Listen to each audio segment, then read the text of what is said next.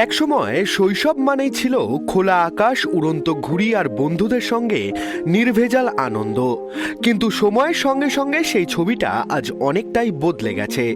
Mobile phone আর digital দুনিয়ার দখলে বন্দী হয়ে পড়েছে শৈশব।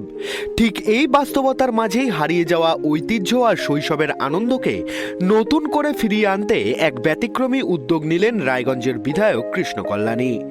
বিধায়কের উদ্যোগে বুধবার মকর সংক্রান্তির পূর্ণ লগ্নে রায়গঞ্জ উদয়পুর উদয়ন ক্লাবের মাঠে অনুষ্ঠিত হলো এক জমকালো ঘুড়ি উৎসব। সকাল থেকেই মাঠে মানুষের ঢল নেমেছিল। শিশুদের উচ্ছ্বাস, কিশোরদের প্রতিযোগিতা আর প্রবীণদের স্মৃতিচারণ, সব মিলিয়ে গোটা মাঠ জুড়ে ছিল উৎসবের আবহ। রঙিন ঘুড়িতে ভরে ওঠে আকাশ, আর সেই সঙ্গে ভেসে আসে শৈশবের হারিয়ে যাওয়া দিনগুলির কথা। এই ঘুড়ি উৎসব শুধুমাত্র রায়গঞ্জবাসীর মধ্যেই সীমাবদ্ধ ছিল না। কলকাতা ও হাওড়া ছাড়াও সুদূর রাজস্থান থেকে ঘুড়িপ্রেমীরা এসে এই উৎসবে যোগ দিয়েছিলেন। নানা ধরনের নকশা, রং ও আকারের ঘুড়িতে যেন এক অনন্য সাংস্কৃতিক মেলবন্ধনের ছবি এদিন ধরা পড়ল। ঘুড়ির সুতোয় বাধা পড়ে ভিন্ন রাজ্য ও ভিন্ন সংস্কৃতির মানুষের মিলন।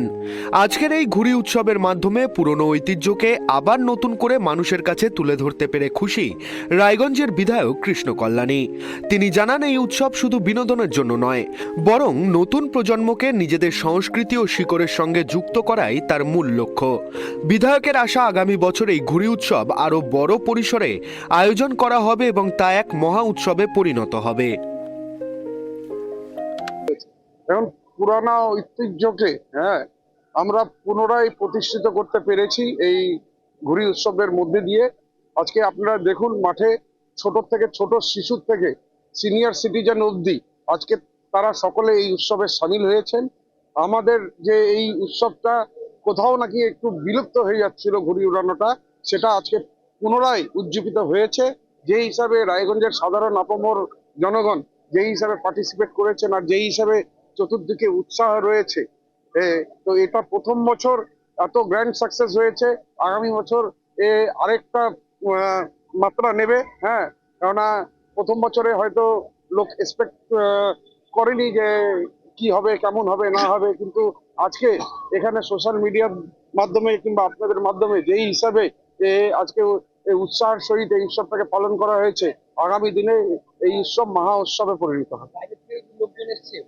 আজকে রয়েছে, আমি এখন দেখলাম একজন রাজস্থান থেকে এসে উড়াচ্ছেন, একজন কলকাতা হাওড়ার থেকে এসে উড়াচ্ছেন।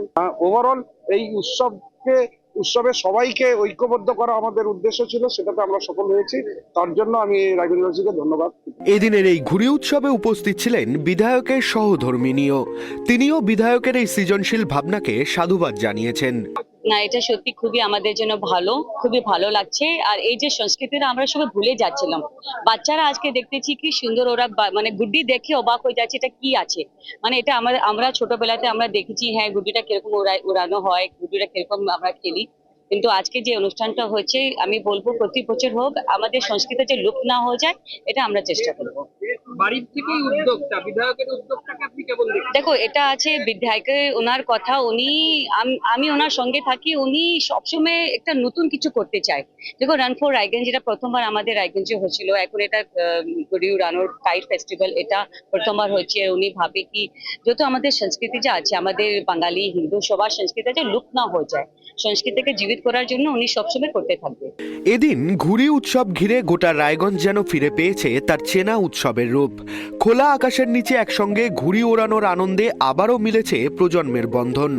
অনেকেই মনে করছেন এই ধরনের উদ্যোগই হারিয়ে যেতে বসা লোকসংস্কৃতিকে বাঁচিয়ে রাখার সবচেয়ে বড় পথ।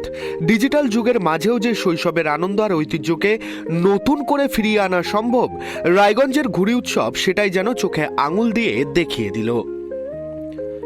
রায়গঞ্জ থেকে ক্যামেরায় বিনয় বর্মনের সঙ্গে অনিমেষ সরকারের রিপোর্ট, কেটিভি বাংলা।